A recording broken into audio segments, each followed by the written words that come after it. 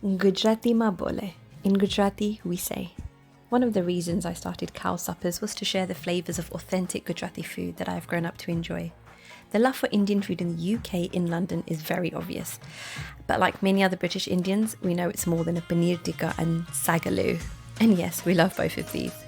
Each time I share a menu and describe the dishes, it can get a little challenging to translate the name of a dish that justifies what it truly is. And so it's not possible to talk about Gujarati food without talking about the language and the proper terms that define what they are. In today's Khao Stories, I'd like to take a moment to share the key Gujarati words with you. If you've been here for a while, you might already be familiar with a few of these. Dar is dal, shak is curry or sabzi, rotli is roti or chapati, and bhat is rice. Shak. Why don't I just call it a curry?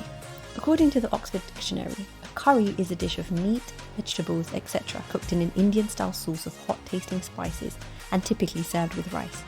Whilst this is true of many Gujarati curries, a lot of dishes are not made in the same way as a typical curry. For starters, it might not contain onions or garlic, and there won't be a sauce or a gravy like you'd find in a tikka or masala curry.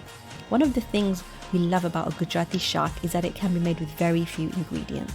Sometimes only 6 to 7, and it doesn't need to be saucy. A shak can be vegetables cooked in a few spices, sort of like a stir fry, and enjoyed as part of a main course with rotli, dal, rice, salads and sides. A shak forms a central part of a meal and it can be versatile in its flavours with very few ingredients. Rotli. You know them as roti or chapati. Made from whole wheat flour, oil and water, these are small round flatbreads usually enjoyed with shak and sometimes dal. They're smaller than a naan or tandoori roti and usually very soft. It's one of the first things that I was cooked to make, and even now sometimes mine are not perfectly round. They are a staple part of a meal in most Gujarati households and are finished with a spoonful of ghee or butter. And I've got a little anecdote for you. Sometime about 2 years ago, I was away from home for holiday for close to 5 days. Whilst I ate really well on holiday, there was something comforting about coming home at night and tucking into a shak made with bitter gourd and rotli.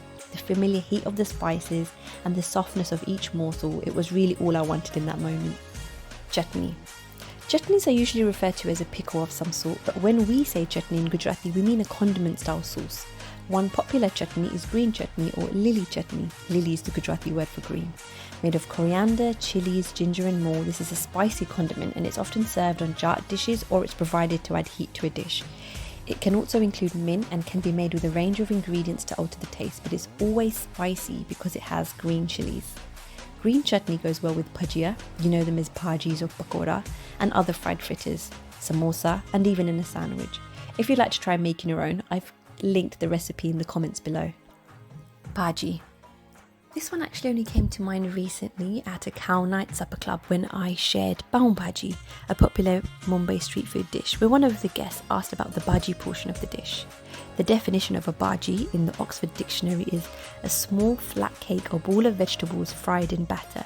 When you go to an Indian restaurant, you're probably very likely to see onion bhaji on the menu. However, in Gujarati, a bhaji is used to describe a curry-like dish. It is usually made of vegetables and a thick tomato-onion gravy. In a dish like pav bhaji, the bhaji is the main curry created with mashed potatoes, cauliflower, peas and carrots and enjoyed with bread rolls called pav.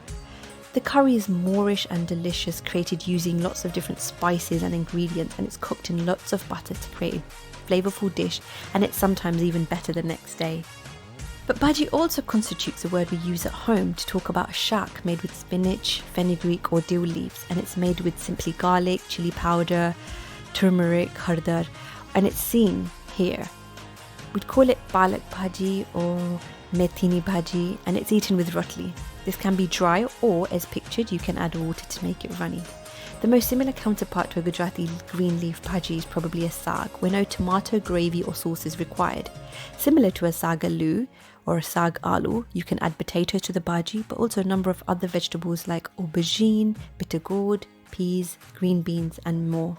The versatility of this dish is it can be adjusted per season and the availability of the core green leaf ingredient.